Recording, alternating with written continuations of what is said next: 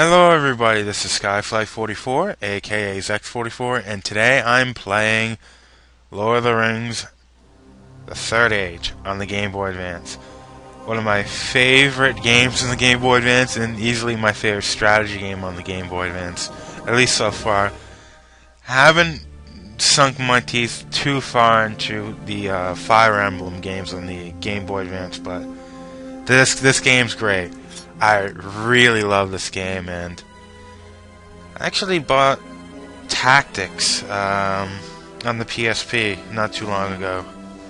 So I'm still going to have to be playing through that one as well. Now we're going to be doing a new game. There's an evil campaign, and then there's a good campaign. The big difference is that you just get to... It's the same scenarios, but you get to play as the other side, and it's...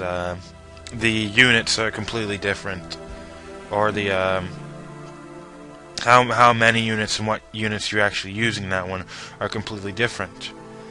Now for the commanders, your commander is actually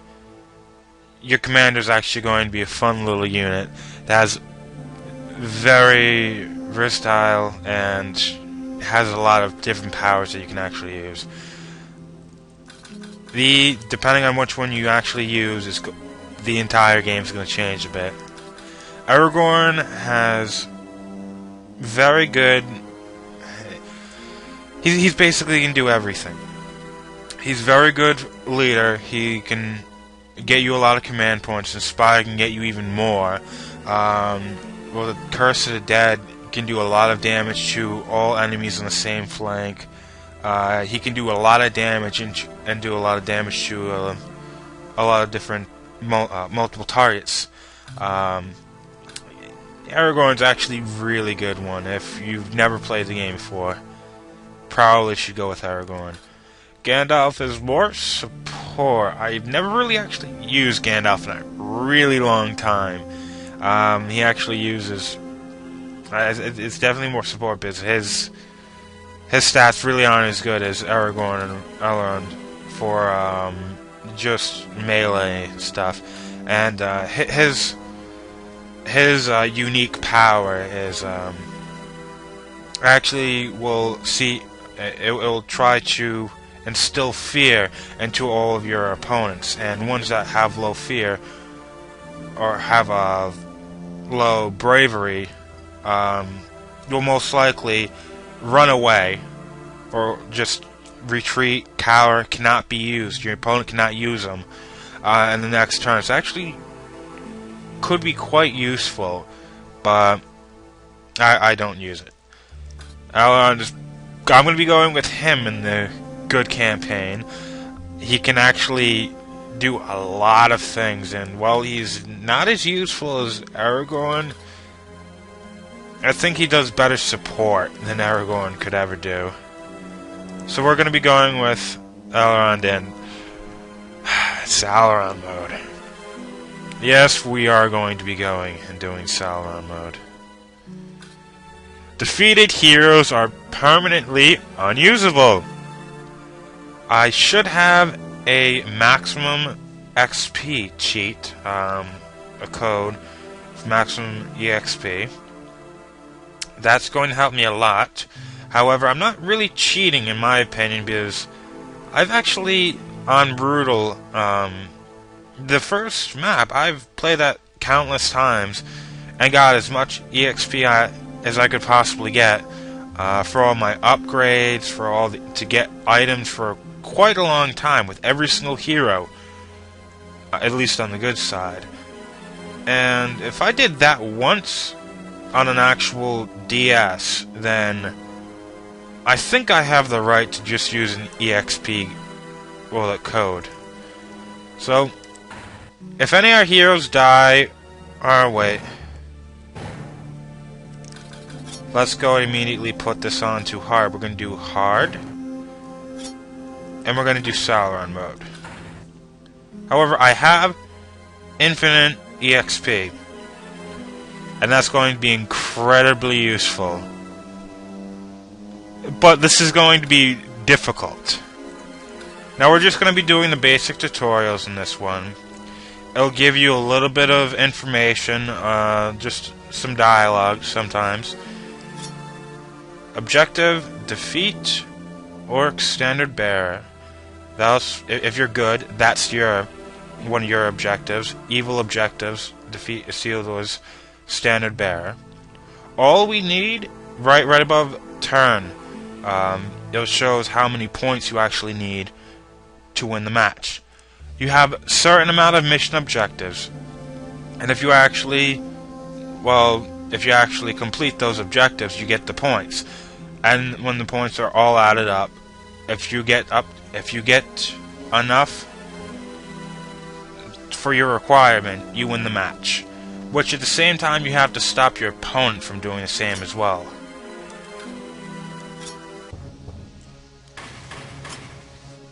So now we have command points. We have 2 command points in the center flank. In the left and in the right, we have 0.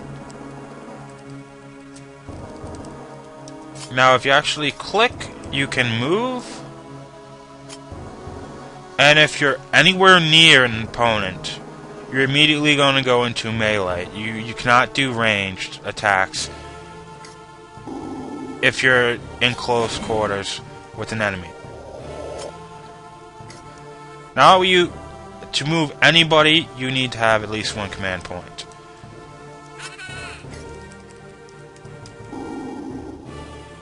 And with this, we're going to use all of our command points, and it's going to go to the evil side. They have 1. Now you get command points from using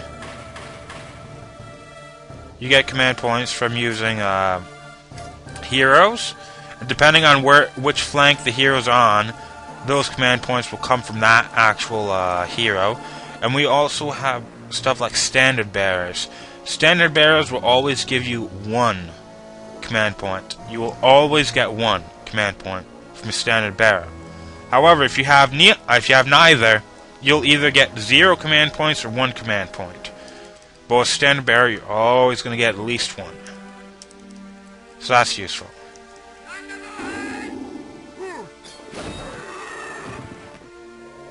With that, we finished this.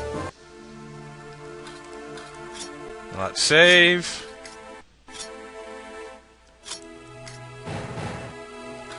Now back to missions.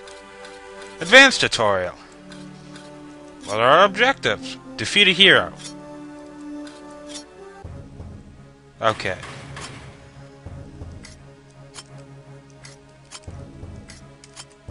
Now I'm going to talk a little bit about some of the units here. These regular orcs... Actually, wait, no, I'm not ending turn. You can actually press start, you can actually go into a unit screen. It'll tell you stats about each and every single unit. Gondorian Ranger. 8 hit points, it can move 4 spaces, its attack is 3. What that means is that the attack's most likely going to be doing 3 damage.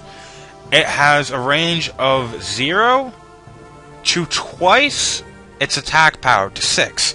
It's most likely going to be doing 2, 3, or 4 damage, but has the possibility of doing 0 damage and a possibility of doing 6. Now its morale is average. Being average, if you actually get hit with an attack, it's going to go through and check your morale. If you have high morale, most likely that attack is not going to be it's not going to make you retreat. It's going to make you rout. If you're a coward, you're more likely to actually retreat from an attack. If you actually get hit by an attack that does 3 damage, it's going to be low. It's not going to be all that powerful to make you actually run away.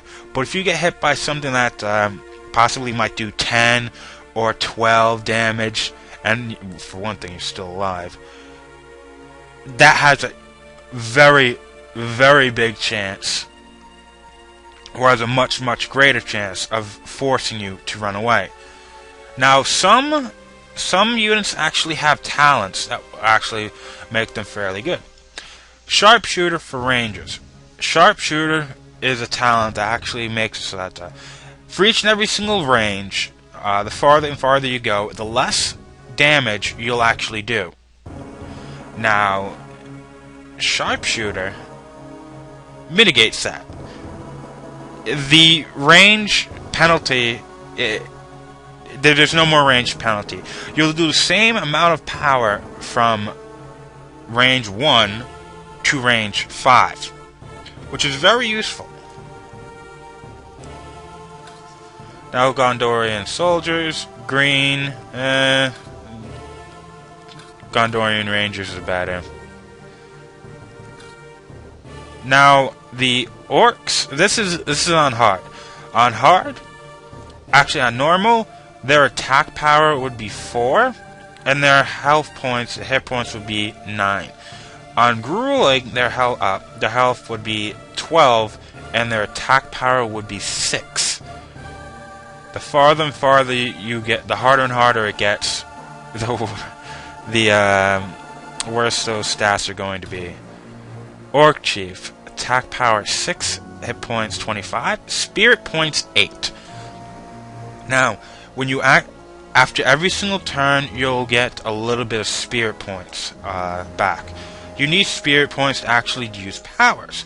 However, if you have, let's say you have 3 Orc Chiefs, each one has 8 spirit points.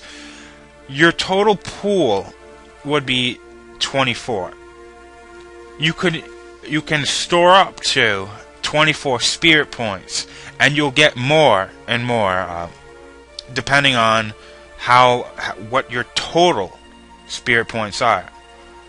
Not to mention, each and every single, if you have 24 spirit points, you can actually use a skill from any of your heroes. It's not just, it doesn't go by each and every single hero. They don't have their own spirit points. It's depending on the pool of spirit points of every single hero. Leadership 0 to 3. That's how many command points you'll get, or you can get, in every single turn. Without a standard bearer or a hero or commander, your command points will be 0 to 1. If there's an actual unit there. If there's no unit in the flank, it will always be 0, 0. A standard bearer is 1, 1. And all these other heroes will have 0, 3, 2, 3, 1, 3, 1, 4, 0, 4, something like that. 1, 2. And if you have a standard bearer or an actual hero, whatever their leadership is, it will replace that standard 0, 1, 0, 0 that you generally have in the actual flank. But if you have, let's say you had an Orc Chief and a standard bearer, it would be, instead of being 0, 3, it will be 1, 4, because they both add up. If you have multiple heroes, it's fairly good. Because it's 3, you have to actually look at 3 flanks.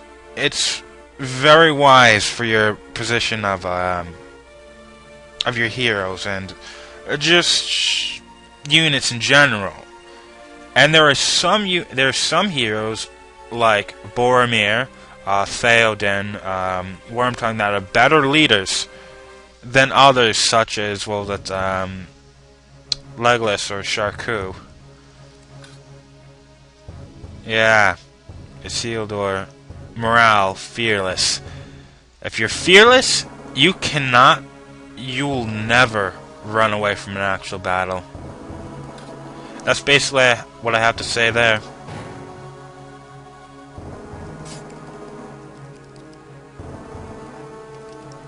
Now we're just going to be attacking the orcs.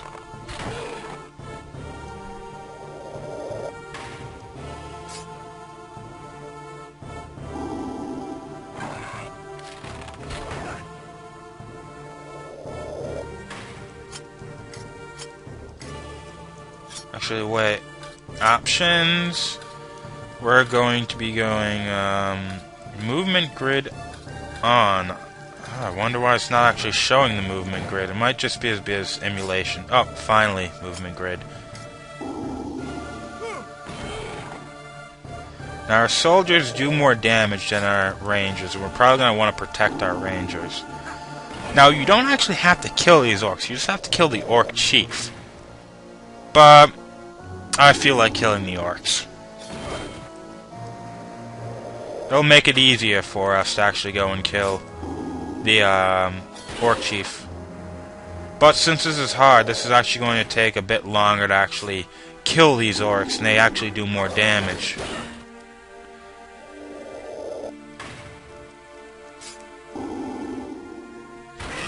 Now, one of the things I actually haven't actually explained so far.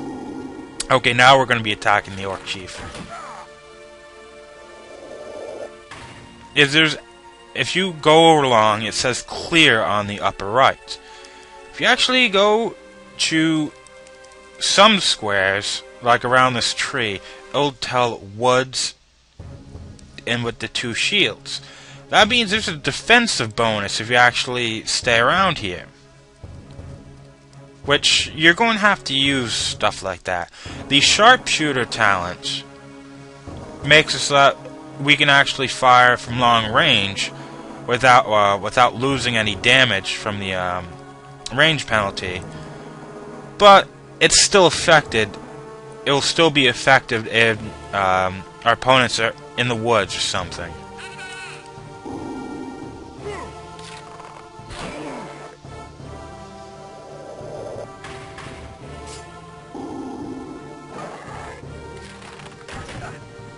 Okay, that soldier's gonna die. Might as well go up and attack. Now I'm gonna be going and putting this guy right here, right out into the sort of the flank, because we're still gonna have the command points we're getting from this middle flank, but at the same time we're going to be we can possibly be getting, yeah, this one on the side here. It's going to give us an extra command point. Now this shouldn't be all that difficult, to be honest. This is just a tutorial.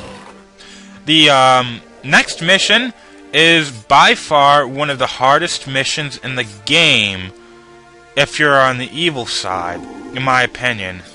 And the easiest mission in the entire game if you're on the good side. Mainly because of the unit composition. It's fairly bad, in my opinion. Really bad. I mean, the good side has elves. The evil side just has regular orcs, and elves are incredibly powerful. In which you can actually go on to brutal and still win incredibly easily. It's one of the reasons why it's actually very, very possible to get incredible amount of experience, because one of the things about going on to harder difficulty is that you'll get 2 experience for killing one of those orcs on normal, but on hard you'll get 3 experience, and on brutal or grueling, I'm thinking Battle of Middle-earth 2, on grueling you'll get 4 experience from it. They do more damage and they do have more health, but you do get more experience from taking them out. But that, if that code's put in right, like it should be, we're gonna have infinite experience. So that's good for us. Now let's just save, and I'll see you in the next part, everybody. See ya.